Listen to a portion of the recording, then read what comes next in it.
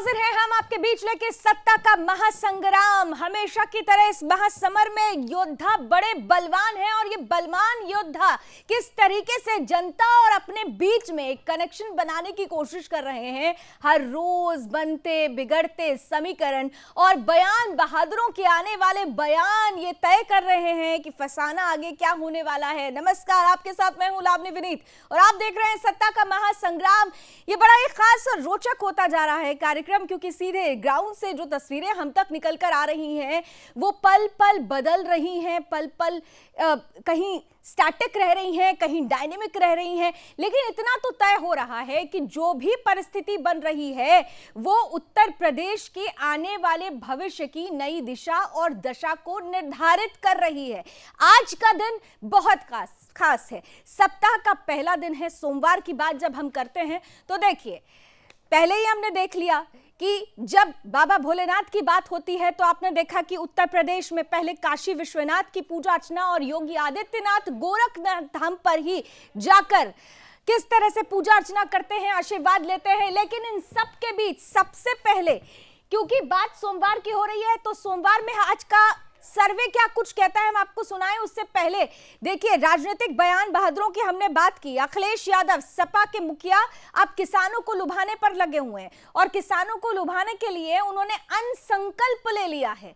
Samajwadi party एक के बाद एक अपने तीर छोड़ने की कोशिश कर रही है, साइकिल पर लोगों को सवार करा रही है, भारतीय जनता पार्टी पर प्रहार कर रही है। लेकिन क्या इसका असर हो रहा है ये हम जानेंगे।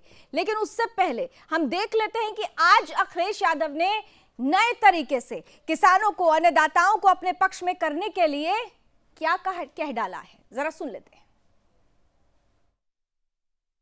हम अन्न संकल्प लेते हैं कि जिन्होंने किसान पर अत्याचार और अन्याय किया है उनको हराएंगे और हटाएंगे। इसके लिए मैं कहूंगा कि तेजिंदर ब्रिग जी हमें संकल्प दिलाएं और तेजिंदर ब्रिग के साथ साथ हम अपनी पार्टी के नेता, कार्यकर्ता, किसान भाइयों से कहेंगे कि संकल्प लें, अन्न संकल्प लें और भारतीय जनता पार्टी को हराएं और हटाएं। हाँ, खड़े हो।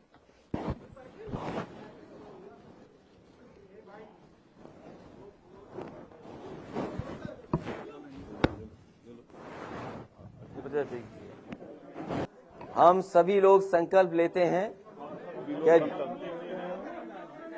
कि जिन्होंने किसानों पर अन्याय और अत्याचार किया उनको हराएंगे और हटाएंगे। ये हमारा अन्न संकल्प है। हराएंगे और हटाएंगे, अन्न संकल्प ले लिया है। लेकिन अन्नदाता किसकी थाली में वोट डालेंगे ये भी तो देखने वाली बात होगी। इन सब के बीच, क्योंकि अखिलेश यादव ने एक बड़ा प्रहार किया था, वार किया था, तो इन सब के बीच वार प्रहार में प्रतिवार आ गया मुख्यमंत्री योगी आदित्यनाथ की तरफ से। क्या कुछ जवाब दिया गया, जरा जल्दी से भी सुन लेते हैं। पिछले 5 वर्ष के दौरान हमारी सरकार ने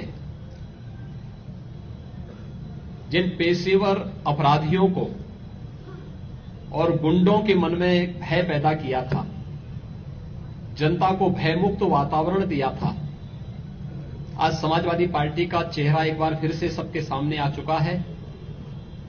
कैराना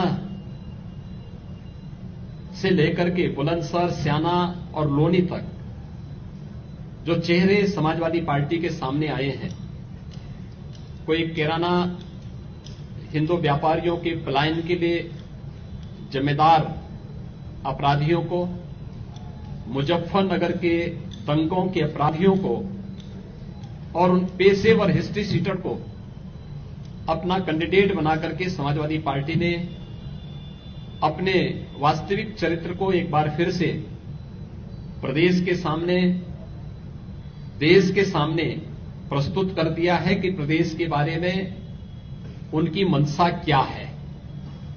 और मुझे लगता है कि उनकी पहली सूची ने इस बात को साबित कर दिया है कि उनका सामाजिक न्याय, गरीबों, दलितों, पिछड़ों और व्यापारियों की और सम्मानित नागरिकों की संपत्ति पर कब्जा करने वाले पेशेवर अपराधियों के प्रति उनको प्रश्रय देकर के आगे बढ़ाने की अपनी इस प्रवृत्ति से वो आज भी कहीं हटे नहीं है। तो सुन लिया आपने, अखिलेश यादव कह रहे हैं हराएंगे हटाएंगे, उधर योगी आदित्यनाथ सीधे तौर पर कह रहे हैं ये तो वही पुरानी सपा है, दंगाइयों का साथ आज भी है, दंगाइयों को साइकिल पर सवार कर रही है, कुछ भी नया बदला नहीं है। लेकिन योगी आदित्यनाथ ने कह दिया है कि हमारा प्रण, हमारा संकल्प उसी जगह पे है, जो गलत काम करेगा वो सलाखों के पीछे दोबारा होगा।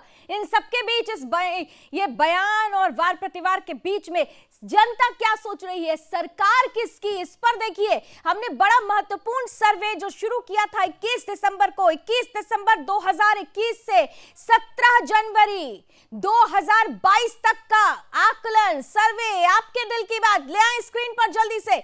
क्या कह रही है, क्या तस्वीरें बदल रही हैं, तो देखिए अब भी देख लीजिए, इन नंबरों के खेल को जरा समझने की कोशिश करिए। योगी आदित्यनाथ अब भी आज की तारीख में 31 दिसंबर को जहां 71.1% के साथ वो पहले नंबर पर थे, अब भी आज भी आप देखिए 22, 23 और फिर उसके बाद 17 जनवरी को भी 76.2% के साथ पहले नंबर पर बने हुए हैं। और ये जो नंबर्स बढ़ रहे हैं ये बता रहे हैं कि योगी आदित्यनाथ की लोकप्रियता धीरे धीरे और बढ़ रही है, क्योंकि समाजवादी पार्टी दंगाइयों को अपने साथ ले रही है। अखिलेश यादव की पॉपुलैरिटी में हां थोड़ा सा जरूर इजाफा हुआ है, 18% के बाद हम ये देख रहे हैं। पहले आप देखिए 18.2% जहां 21 तारीख को था, 22 को 19, 13 जनवरी को 18, और अब जाकर अगर हम 17 जनवरी की बात करें तो 20.6% के साथ दूसरे नंबर पर काबिज है। इसका मतलब पॉपुलैरिटी 21 दिसंबर की तुलना में 17 जनवरी को थोड़ी बढ़ती है। उसकी एक वजह लोग कह रहे हैं कि भाई दूसरे लोग जो स्वामी प्रसाद मौर्य जैसे लोग या दारा सिंह चौहान जैसे लोग जो आ गए हैं उनकी वजह से ये पॉपुलैरिटी है, लेकिन फिर भी 76.2 और 20.6 के बीच में फासला बहुत ज्यादा है। वहीं अगर मायावती की बात करें, प्रियंका गांधी वाड्रा की बात करें, तो जहां 21 तारीख को 7.1% लोग पसंद कर रहे थे बतौर मुख्यमंत्री, आज देखिए 17 जनवरी की बात करें तो पॉपुलैरिटी कम हो गई है 2.1% पर, और प्रियंका 3.6 से 1.1 पर आ गई हैं। यानी एक बात तो स्पष्ट है कि कंपटीशन अब भी योगी आदित्यनाथ और अखिलेश यादव के बीच में है, और अखिलेश यादव भले ही इस दूरी को कम करने की कोशिश कर रहे हो, लेकिन यह फासला बहुत लंबा है। योगी आदित्यनाथ आज भी 76.2% लोगों की पसंद है बतौर मुख्यमंत्री। आइए इन्हीं आंकड़ों के साथ, क्योंकि सत्ता का महासंग्राम है, और इस वक्त हमारे साथ यूपी सरकार से ही एक विशेष अतिथि आज जुड़ रही है। हमारे साथ यूपी सरकार में मंत्री हैं, high education science and technology का पदभार वो संभाल रही हैं। हमारे साथ जुड़ रही हैं नीलिमा कटियार जी, स्क्रीन पर लेकर आए। नीलिमा जी बहुत बहुत स्वागत, बहुत बहुत स्वागत। कद्दावर नेता आप मानी जाती हैं, मेरी आवाज आ रही है नीलिमा जी आपको? नीलिमा जी, आज जो सर्वे है, लगातार हम ग्राउंड से अपने दर्शकों के बीच से में सर्वे लेकर आ रहे हैं, बतौर पार्टी, बतौर सीएम वो किसे पसंद कर रहे हैं। आपने देखा कि अखिलेश यादव अब भी कह रहे हैं हटाएंगे हराएंगे, बावजूद उसके योगी आदित्यनाथ जनता की पहली पसंद बने हुए हैं। हाँ जी लावनी जी। नीलिमा जी, अब मेरा प्रश्न आपने सुना? हाँ जी, पहली पसंद अब भी योगी आदित्यनाथ हैं, भले ही अखिलेश यादव ये कह रहे हैं कि आज उन्होंने अन्य संकल्प ले लिया है, हटाएंगे हराएंगे। आपका रिएक्शन मैम?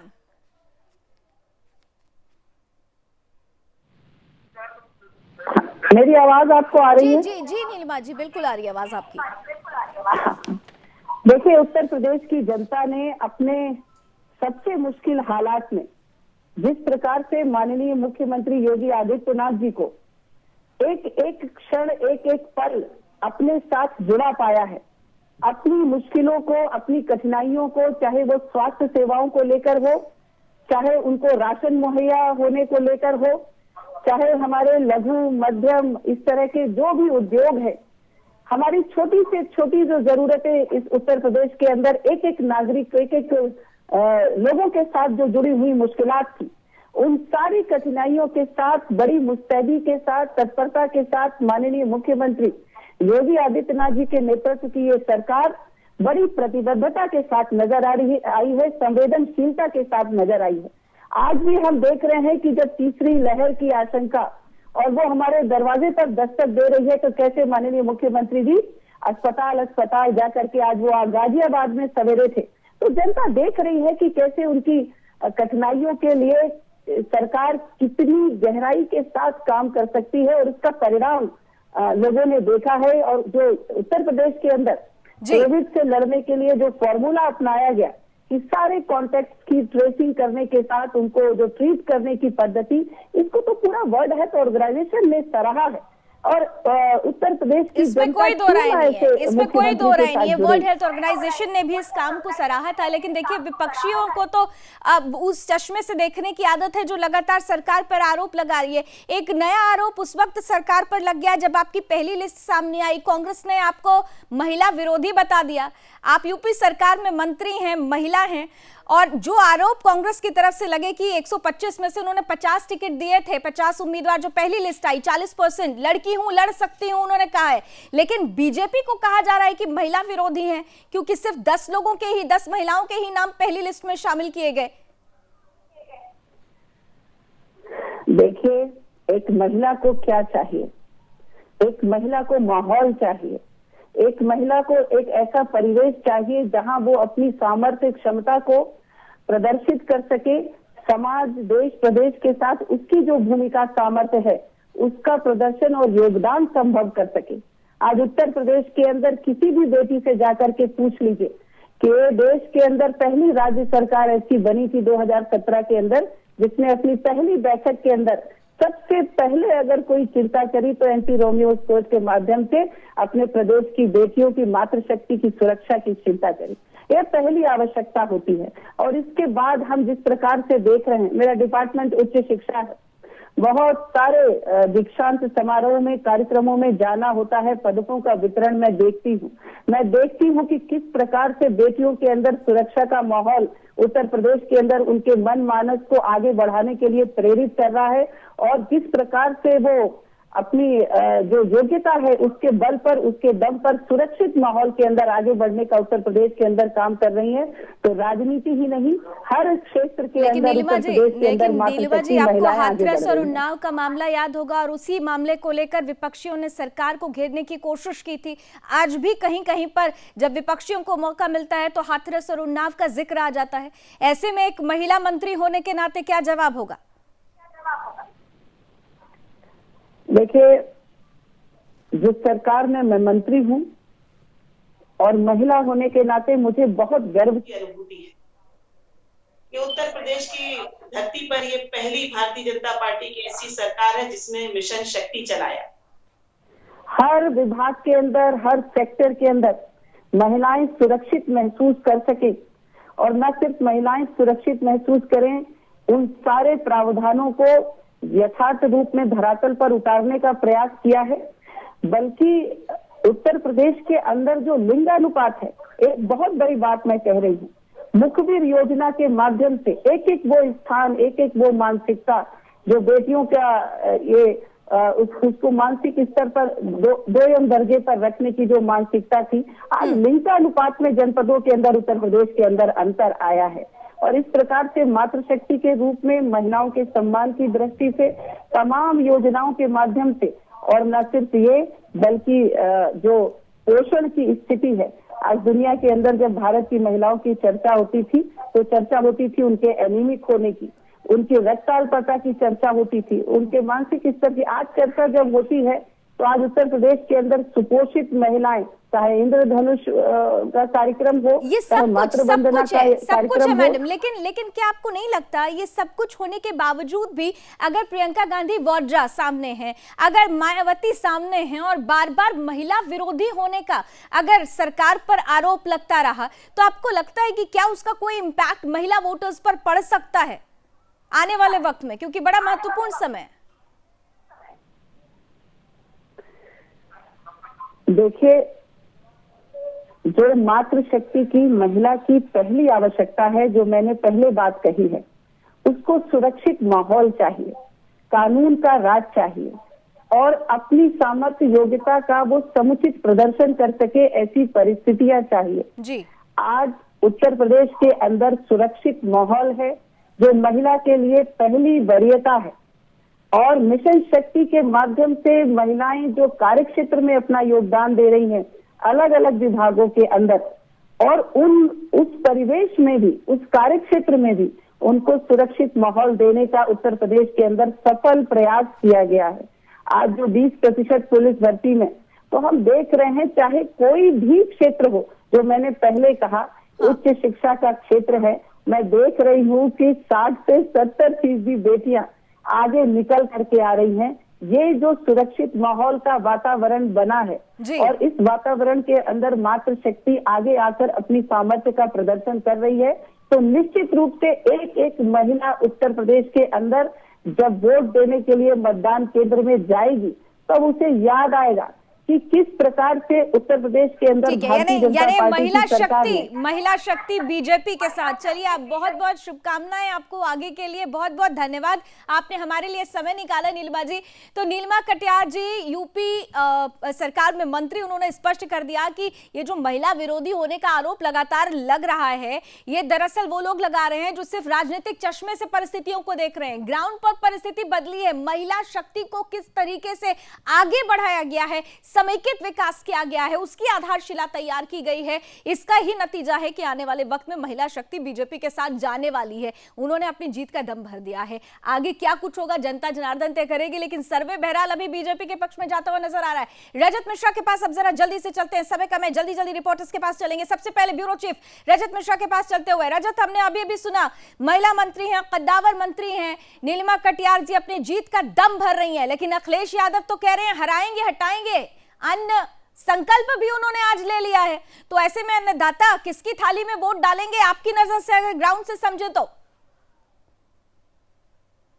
अपनी आज जो शपथ ली है एक तरीके से अखिलेश यादव ने, मैं उस कार्यक्रम में मौजूद था और मेरे जहन में उसी समय एक शेर आया था कि हमको मालूम है जन्नत की हकीकत, लेकिन दिल को खुश रखने के लिए गालिब ये ख्याल अच्छा है। कुछ वैसी ही परिस्थितियां इस समय है।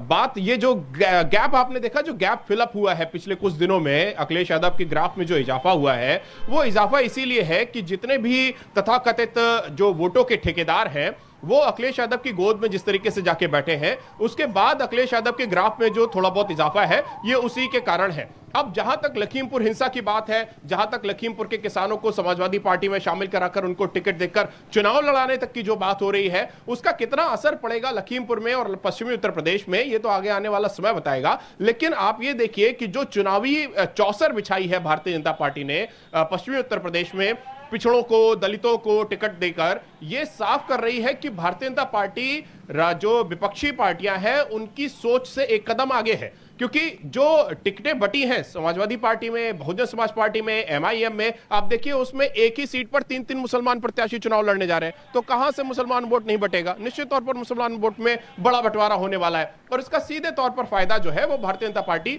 उठाएगी। पिछली बार भी इसी तरीके से भारतीय जनता पार्टी ने जो पश्चिमी उत्तर प्रदेश में एक तरीके से सुपड़ा साफ किया था। तो ये निश्चित तौर पर भारतीय जनता पार्टी को फायदा मिलेगा। ग्राफ में अखिलेश यादव के फिलहाल इजाफा जरूर हो रहा है, लेकिन ये इजाफा क्या वोट में कन्वर्ट होगा, ये देखना भी दिलचस्प रहेगा। दिलचस्प होगा। तो चलिए, वोट में कन्वर्ट होता है कि नहीं होता है, तो चलिए पश्चिम उत्तर प्रदेश से ही आज शुरुआत कर लेते हैं। सुमित टंडन मुरादाबाद से मेरे सहयोगी जुड़ चुके हैं, जरा स्क्रीन पर लेकर आए सुमित को जल्दी से।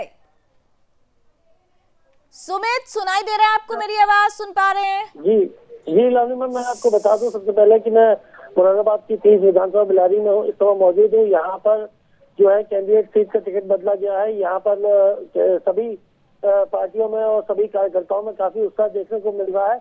अब मैं यहाँ पर अपने जो मेरे साथी इस समय मौजूद है पूछना चाहूंगा कि जैसा कि उत्तर प्रदेश में चुनाव का माहौल बन चुका है, यहाँ पर जनता किसको मुख्यमंत्री के तौर पर और किस सरकार को मुख्यमंत्री के सरकार में अपनी पसंद करना चाहेगी, मैं जनता से पूछना चाहूंगा।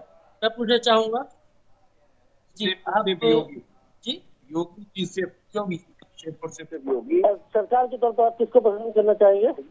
बताएंगे तो पूरा देश, पूरा एक एक कार्यकर्ता, एक पायदान में खड़ा हुआ कार्यकर्ता इस भाजपा की सरकार चुनना चाह रहा और ऐतिहासिक होगा। मैं आपको एक बात बता दूं कि पूर्व मुख्यमंत्री अखिलेश यादव जी ने बयान दिया था गोरखपुर से चुनाव लड़ने पर कि उनकी घर वापसी होगी। तो ये मैं आपको निश्चित बता दूं, इस बार भाजपा का एक एक कार्यकर्ता, एक एक व्यक्ति जिसने लाभ लिया सरकार में, जिनका उद्धान हुआ है सरकार में, वो इस बार अखिलेश जी को जवाब देगा कि घर कौन वापस जाएगा और कौन राजनीति से भी वापस बैठ जाएगा। चलिए और लोगों से सुमित जल्दी जल्दी जरा रिएक्शन लीजिए कि सीएम के तौर पर वो किसे पसंद कर रहे हैं। आप बताइए इस बार किसको आप मुख्यमंत्री के तौर पर किस सरकार को पसंद करना चाहेंगे? दोबारा मुख्यमंत्री हमारे योगी महाराज जी बनेंगे और मुख्यमंत्री भी योगी महाराज बनेंगे। सरकार किसकी? भाजपा की सरकार बनेगी और भाजपा की सरकार बनेगी, डबल इंजन की सरकार बनेगी। सरकार के तौर पर पूछिए कि अखिलेश यादव तो कह रहे हैं कि सरकार ने कुछ काम ही नहीं किया और पश्चिम उत्तर प्रदेश में वो दम भर रहे हैं। अखिलेश यादव जी ने कहा है, सपा मुखिया अखिलेश यादव जी ने कहा है कि वो पूर्ण बहुमत के साथ और सबका अपनी सरकार बनाएंगे, बाकी सबका चूल्हा साफ होगा। सपना देख रहे हैं जी, मुंगेरी लाल के सपने हैं, मुंगेरी लाल के सपने देख रहे हैं। सपने कोई भी देखे, सपने देखने तो किसी की कोई रोक नहीं है, वो खूब सपने देखे। आपसे पहले उन्होंने जब सरकार में थे तो सिवाय सैफई में उन्होंने क्या किया, यहाँ उन्होंने क्या किया, कहीं कहीं किसी को लाभ नहीं। और चलिए जनता कह रही है मुंगेरी लाल के सपने देख रहे हैं। पूर्वांचल में क्या कुछ हालात हैं, अब जरा सुमित के बाद राजेश सिंह के पास चलते हैं, सोनभद्र लिए चलते हैं आपको। भाई पश्चिम उत्तर प्रदेश की जनता तो कह रही है अखिलेश यादव मुंगेरी लाल के हसीन सपने देख रहे हैं। पूर्वांचल की जनता, सोनभद्र की जनता, राजेश अभी फिलहाल आज की तारीख में मन वही है या बदल गया, जानिए जरा जल्दी जल्दी। जी लावनी, बिल्कुल। अभी यहाँ पे मुख्यमंत्री की पहली पसंद आपकी कौन है? क्या मुख्यमंत्री की आदरणीय बहन कुमारी मायावती जी। आपकी मुख्यमंत्री की पहली पसंद? परमादरणीय बहन जी। मुख्यमंत्री की आपकी पहली पसंद? माननीय बहन। मुख्यमंत्री की आपकी पहली पसंद? आपकी मुख्यमंत्री की पहली पसंद? माननीय बहन। आपकी पहली पसंद? योगी आदित्यनाथ। यहाँ पे मुख्यमंत्री जी की पसंद बहन जी को भी और यहाँ पे योगी आदित्यनाथ जी को भी बताया जा रहा है। बड़ा रोचक है कि पहली बार यहाँ पर मायावती जी को यहाँ पर हम देख रहे हैं कि थोड़ा जनता ज्यादा पसंद कर रही है, लेकिन जो सर्वे आ रहा है उसमें तीसरे नंबर पर मायावती आ रही हैं। लोगों से पूछिए कि मायावती को पसंद करने के पीछे क्या सोच है उनकी। कंपटीशन तो योगी और अखिलेश के बीच में लोग कह रहे हैं। मायावती जी को आप पसंद कर रहे हैं, उसके पीछे क्यों आप मायावती जी को पसंद कर रहे हैं? उनके द्वारा किए गए कार्य, उत्तर प्रदेश की एक नई तस्वीर। अभी जो लड़ाई चल रही है, जो दिख रहा है हर जगह सर्वे में दिख रहा है कि जो मुख्यमंत्री पद के जो दावेदार हैं वो अखिलेश यादव और योगी आदित्यनाथ है। वहाँ पे मायावती जी बिल्कुल साइलेंट है और उनका कहीं कुछ दिख नहीं रहा है, उसके बावजूद भी आप लोग बोल रहे हैं। आप हमें मौका देंगे तो हमारे लोग जाएंगे, वो आवाज आपको सुनाई। ठीक है, और लोगों से राजेश थोड़ा जल्दी। मायावती जी आपके पहली पसंद क्यों है? सर मैं बताना चाहूंगा, बहन जी को हम इसलिए पसंद करते हैं क्योंकि बहन जी के कार्यकाल में कानून से कानून का राज होता है, गुंडा राज समाप्त होता है, शिक्षा, स्वास्थ्य, चिकित्सा सब चीजों मुहैया होती है, बेरोजगारी खत्म होती है। इस समय जो लड़ाई चल रही है अखिलेश यादव और योगी आदित्यनाथ के बीच चल रही है, मायावती जी का काफी सर्वे पीछे चल रहा है। सर मैं बता रहा हूँ, ये लड़ाई सिर्फ आप दिखा रहे हैं, ये लड़ाई असल में धरातल पर नहीं है। तो धरातल पर लड़ाई नहीं है। मायावती तो चुनाव लड़ने से पहले ही हार मान गई, वो चुनाव लड़ने पर ही मना कर दिया उन्होंने। जो मायावती जी हैं अभी अपने चुनाव लड़ने से भी मना कर दिया, बोली हम चुनाव लड़ाएंगे, चुनाव नहीं लड़ेंगे। 5 राज्यों में चुनाव हो रहा है और राष्ट्रीय अध्यक्ष माननीय बहन जी चुनाव अगर लड़ेंगी तो जो है कि अन्य प्रदेशों में कैसे प्रचार करेंगी। अन्य प्रदेशों में ज्यादा सीट जिताने के लिए माननीय बहन जी चुनाव नहीं लड़ रही हैं। और आपको बता दें कि कानून व्यवस्था सिर्फ माननीय बहन जी कायम कर सकती। चलिए मायावती, सोनभद्र की जनता, आज की जनता मायावती को पसंद कर रही है। चलिए पश्चिम एक बार फिर से ले चलते हैं। शामली, पंकज चौहान जल्दी से। शामली से पंकज चौहान जुड़ रहे हैं। पंकज, शामली की जनता के मन में क्या? जैसे आपने सर्वे में देखा है कि योगी आदित्यनाथ सबसे ऊपर है। हमारे साथ कुछ युवा मौजूद हैं शामली से, इनसे जानना चाहेंगे कि यूपी में मुख्यमंत्री के तौर पे किसको पसंद करते हैं। जी क्या नाम आपका? मेरा नाम रविंद्र कुमार है। हाँ रविंद्र कुमार जी, ये बताइए कि यूपी में मुख्यमंत्री के तौर पे आप किसे देखना पसंद करेंगे? यूपी में मुख्यमंत्री के तौर पे हम योगी आदित्यनाथ को देखना चाहते हैं क्योंकि उनका 5 साल का कार्यकाल बहुत अच्छा रहा है, भयमुक्त रहा है, महिलाओं का सम्मान हुआ है और सभी को उसका लाभ मिला है। जी क्या नाम है आपका? टिट्टू। ये बताइए कि आप यूपी में मुख्यमंत्री के तौर पर किसे देखना पसंद करेंगे? योगी आदित्यनाथ जी को। योगी आदित्यनाथ। जी आपका क्या नाम है? योगी आदित्यनाथ। योगी आदित्यनाथ जी। आप देख सकते हैं कि शामली की जनता योगी आदित्यनाथ पर ही मोहर लगा रही है। लेकिन शामली की जनता से जरा पूछिए कि यहाँ पर खास तौर से अगर हम समाजवादी पार्टी की बात करें तो मुस्लिम चेहरों को बहुत ज्यादा तरजीह दी गई और ये कहा जा रहा है कि यहाँ पर जो परिस्थितियां हैं वो योगी आदित्यनाथ यानी बीजेपी सरकार की वजह से खराब हो गई थी। ऐसे आरोप लगाए जा रहे हैं, ऐसे बरगलाया जा रहा है, तो क्या कोई असर पड़ेगा? जल्दी से पंकज। जी आपको बता दें कि कैराना विधानसभा सीट से आपराधिक छवि वाले नाहिद हसन को टिकट दिया गया है। उसी पे दोबारा फिर विश्वास अखिलेश यादव ने दिखाया है। अब जनता जानना चाहती है कि अखिलेश यादव ने जो नाहिद हसन को टिकट दिया है उसके बारे में क्या कहें?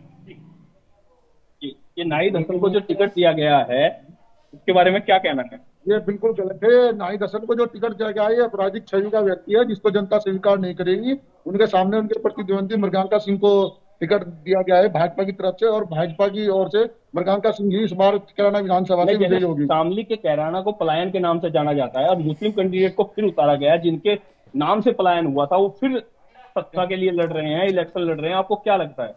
देखिए, चुनाव लड़ने का सभी को अधिकार है, लेकिन अब की बार जो है मृगांका सिंह भाजपा की प्रत्याशी है और वही चुनाव जीतेगी। चलिए ठीक है, थैंक यू सो मच सभी रिपोर्टर्स का। लेकिन चलते चलते रजत के पास अब चलना चाहेंगे एक आखिरी सवाल के साथ। रजत, आज ग्राउंड से सर्वे बड़ा मिक्स और बड़ा दिलचस्प आया। देखिए, जो सर्वे हमारा है उसमें अभी पहले नंबर पर योगी आदित्यनाथ, दूसरे पर अखिलेश और तीसरे पर मायावती है। ये मायावती का अंडर करंट जो पहले भी मैंने कहा था कि लोग कह रहे हैं कि कंपटीशन में नहीं है, लेकिन आज तो ग्राउंड से रिपोर्ट आ गई, अंडर करंट मायावती का है।